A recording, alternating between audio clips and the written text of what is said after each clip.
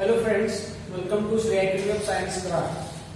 In this video, we will discuss about the significance of photosynthesis. या व्हिडिओमध्ये आपल्याला significance of photosynthesis हा point discuss करायचा आहे. तुम्हाला प्रश्न पडू शकतो थेअरीसाठी कुठला प्रश्न असणार आहे तो right a note on significance of photosynthesis. जो प्रश्न तुम्हाला 2 किंवा 3 मार्कासाठी विचारला जाईल. जर तुम्हाला 2 मार्कांसाठी विचारला गेलेला असेल तर त्याच्यामध्ये तुम्हाला 4 पॉइंट लिहिणं गरजेचं आहे आणि जर तुम्हाला तो 3 मार्कांसाठी विचारला असेल तर त्याच्यामध्ये तुम्हाला 6 पॉइंट लिहिणं हे आवश्यक आहे. कारण 1 पॉइंट केला की तुम्हाला हाफ मार्क मिळणार आहे.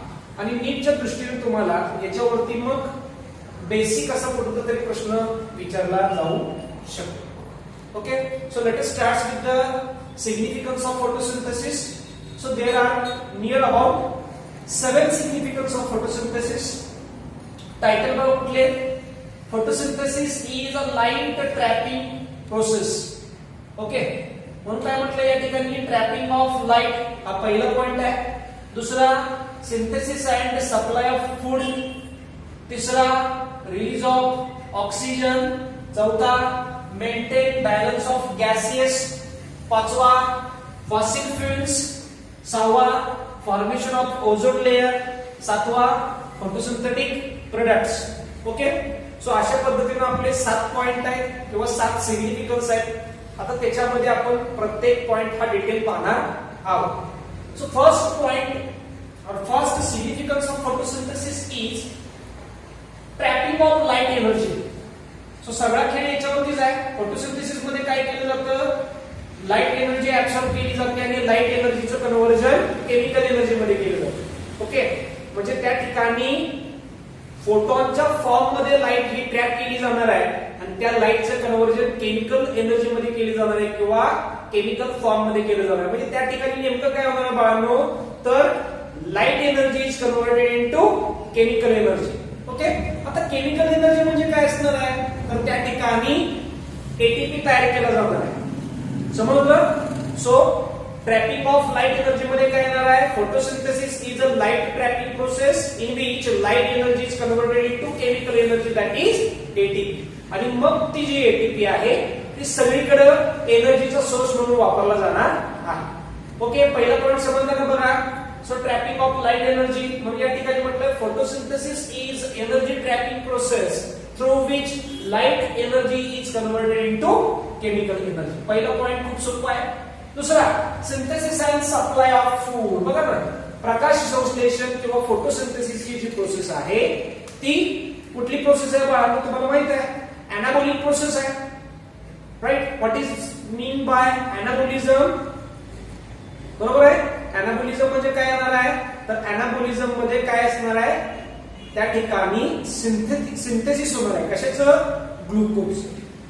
ओके, सो ग्लुकोज सिंथेसाइज केला जाणार आहे. समजलं? म्हणून ही एनाबॉलिक प्रोसेस आहे. समजतंय का? त्यामुळे त्या ठिकाणी तुम्ही जर बघितलं तर ग्रीन प्लांट्स काय करतात? लाईट एनर्जी ऍब्सॉर्ब करतात. लाईट एनर्जीचं कन्व्हर्जन केमिकल एनर्जी मध्ये करतात. म्हणजे एटीपी तयार करणार आहे आणि तो एटीपी CO2 चं त्या ठिकाणी फिक्सेशन होऊन डार्क रिएक्शन मध्ये CO2 चं फिक्सेशन होऊन त्या ठिकाणी ग्लुकोज तयार केलं जाणार आहे.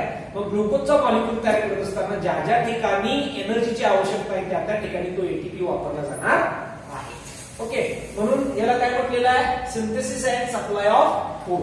मग अशा पद्धतीनं ग्लुकोज तयार केला जातो आणि ग्लुकोज तयार केलेला त्या प्लांट पासून फूड चेनच्या फॉर्म मध्ये तो ग्लुकोज हायर ऑर्गॅनिझम्स पर्यंत येणार आहे.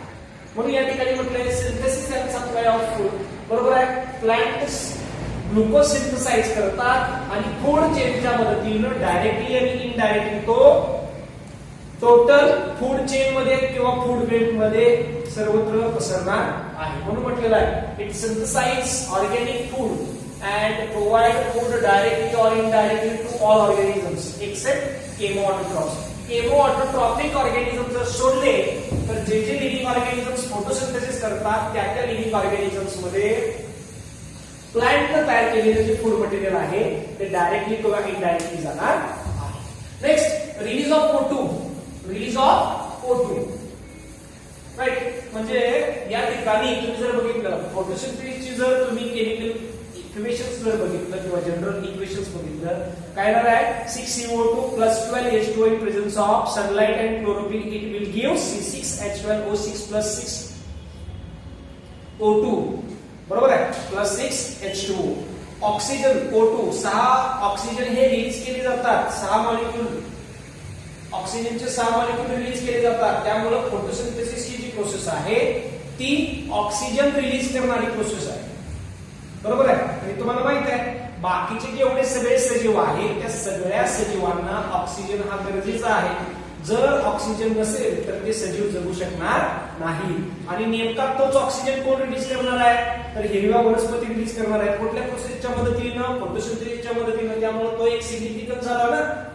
Okay so release of O2 काय आहे it releases O2 which is essential for life. समजलं. Next maintain balance of gases. बघा ना वनस्पती ज्या ज्या ठिकाणी भरपूर आहेत किंवा ज्या ज्या ठिकाणी बायोडायव्हर्सिटी रिच आहे त्या त्या ठिकाणी काय आहे तर जो ऍटमॉस्फिअर मधले गॅसेस आहेत त्याच्यामध्ये बॅलन्स आहे बरोबर आहे. म्हणजे वनस्पतीला CO2 सुद्धा लागणार आहे आणि ऑक्सिजन सुद्धा लागणार आहे बरोबर आहे. पण मोस्टली ग्रीन प्लांट CO2 जास्त ऍब्सॉर्ब करतात आणि त्याचं युटिलायझेशन कशामध्ये करतात ग्लुकोज मध्ये करतात. समजलं. मग काय असणार आहे तर त्या ठिकाणी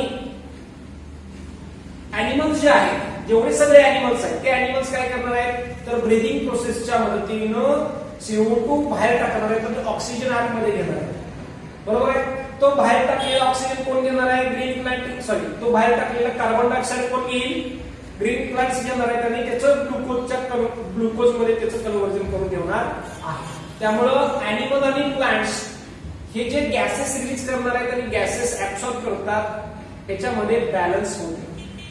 ओके मग तुम्ही जर बघितलं ग्रीन प्लांट्स जेवढा CO2 ऍब्सॉर्ब करेल तेवढा ऑक्सिजन हा रिलीज करणार आहे. त्यामुळं ऍटमॉस्फिअर मध्ये एक स्टँडर्ड बॅलन्स मेंटेन केला जाणार आहे. So maintain balance of gases त्याच्यामध्ये म्हटलं it maintain balance of O2 and CO2 in atmosphere and help to control air pollution. म्हणजे फोटोसिंथेसिसच्या मदतीनं ऍटमॉस्फिअर मध्ये बॅलन्स मेंटेन केला जाणार आहे. कशा कशाचा ऑक्सिजनचा आणि कार्बन डायऑक्साईडचा बॅलन्स मेंटेन केला जाणार आहे. त्यामुळं एअर पोल्युशन हे कंट्रोल होणार आहे. ओके हे झाले आपले 4 सिग्निफिकन्स. 5वा सिग्निफिकन्स काय म्हटलंय फॉसिल फ्युएल्स बरोबर आहे. आता जे आपण पेट्रोलियम प्रोडक्ट वापरणार आहे खनिज तेल वापरणार आहे वेगवेगळे प्रकारचे खनिजे वापरणार आहे हे कशामुळे आपल्याला मिळतात तर पूर्वीच्या काळी गाडले गेलेले जे अवशेष आहेत वनस्पती असतील प्राणी असतील बरोबर आहे त्यांचे अवशेष आता आपण काय करतोय तर फॉसिल फ्युएल्सच्या मदतीने ते आपण वापरतो बरोबर आहे. Fossil fuels is also source of energy. त्याच्यामुळे आपल्याला एनर्जी मिळणार आहे. मग हे फॉसिल फ्युएल्स कोणामुळे तयार झाले तर फोटोसिंथेसिसमुळे तयार झाले. बघा ना एखाद्या प्लांट मध्ये कार्बन जेवढा आहे तो कार्बन फिक्स केलेला आहे ना कुठल्या प्रोसेसच्या मदतीनं फोटोसिंथेसिसच्या मदतीनं कार्बन फिक्स केलेला आहे. समजतंय का. पण समजा ती वनस्पती गाडली गेली तर त्या गाडल्या गेलेल्या वनस्पतीमुळं हजारो वर्षानंतर त्या वनस्पतीचं खनिज तेल वेगवेगळे आपण काय म्हणूया त्याला वेगवेगळे जी खनिज आहेत त्याच्यामध्ये त्याचं रूपांतर होणार आहे. सो फॉसिल फ्युएल्स काय म्हटलं बघा it provide fossil fuels such as coal petroleum and natural gases okay which are completely decomposed remains of photosynthesis of ancient plants buried deep into earth crust. म्हणजे पूर्वीच्या काळी ज्या झालेल्या घटना आहेत ओके त्याच्यामध्ये काय आहे तर पूर्वीच्या वनस्पती ज्या गाडल्या गेलेल्या आहेत पृथ्वीमध्ये ज्या वनस्पती गाडल्या गेलेल्या आहेत हजारो वर्षापूर्वी त्याचं काय झालंय तर आता आपल्याला खनिजे मिळत आहेत फॉसिल्स मिळत आहेत ना.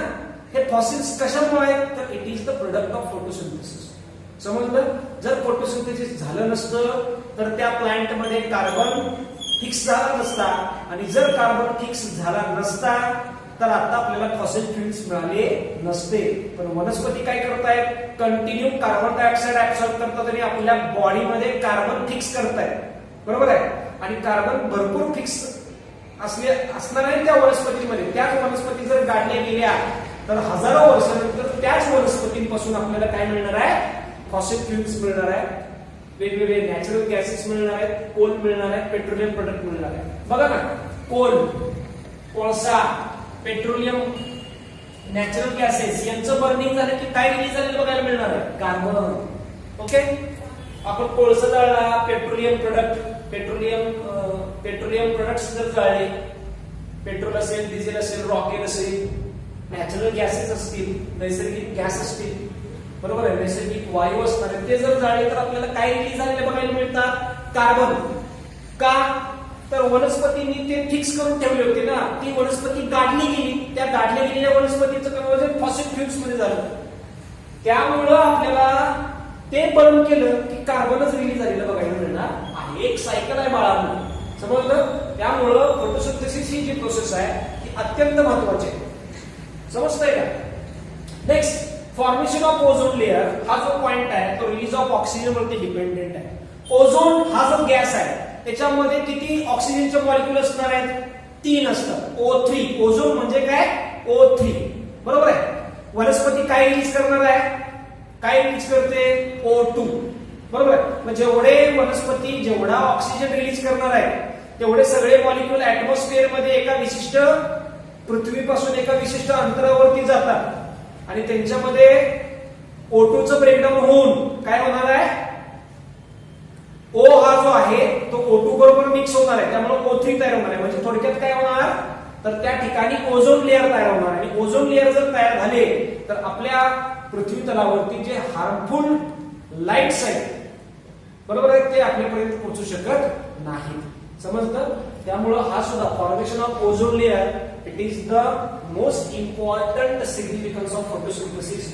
जर वनस्पतीनं ऑक्सिजनच रिलीज केला नाही तर ओझोन लेअर तयार होणार नाही. समजलं का? तुम्हाला आता समजत असेल की जसं जसं वनस्पतींचं प्रमाण कमी होत चाललेलं आहे तसं ओझोन मध्ये होल्स पडायला लागले, त्याला आपण ओझोन होल असं म्हणणार आहे. आणि जेवढे ओझोन होल पडतायत तेवढं हार्मफुल रेडिएशन आपल्या पृथ्वीपर्यंत पोहोचतात. ते रेडिएशन आपल्यापर्यंत पोहोचले की मग लोकांना वेगवेगळे स्किन कॅन्सरचे डिसीज आपल्याला बघायला मिळणार आहे. त्यामुळे ओझोन लेअर हा खूप महत्वाचा आहे. ओझोन लेअर काय करणार आहे तर जे हार्मफुल रेडिएशन आहे त्याला पृथ्वीपर्यंत पोहोचू देत नाही. सो बघा, formation of ozone layer, molecule of oxygen म्हणजे O2 evolved during photosynthesis combines with atom of oxygen. Photosynthesis through release झालेला जो ऑक्सिजन आहे तो काय असणार आहे, कोणाबरोबर कंबाईन होणार आहे, ऑक्सिजनच्या ऍटम बरोबर कंबाईन होणार आहे. Okay, so O2 plus O काय होणार आहे, O3 तयार होणार आहे. म्हणून म्हटलं molecule of oxygen O2 evolved during photosynthesis combine with atom of oxygen. आता या ठिकाणी सिंगल आहे त्यामुळे एटम ऑफ ऑक्सिजन असं म्हटलंय.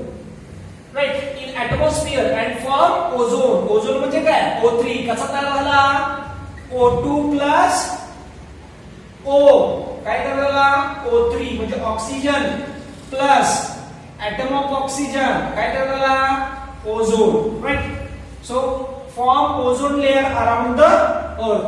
पृथ्वी भोवती ओझोनचा लेअर तयार केला जाणार आहे. Last, photosynthetic products.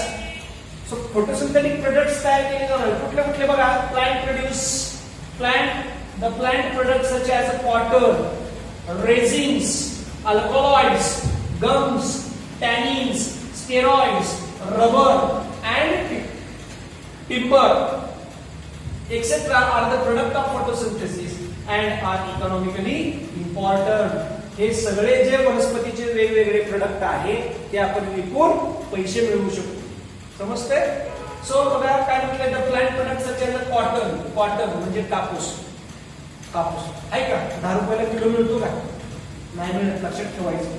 Right, so कापूस, resins, alkaloids, gums, tannins, steroid. Alkaloid बघा की वेगवेगळे मेडिसिन्स तयार करण्यासाठी काय वापरलं जातं, अल्कलॉइड आणि स्टेरॉइड वापरलं जातं. कशापासून मिळतं, प्राण्यांपासून मिळतं का?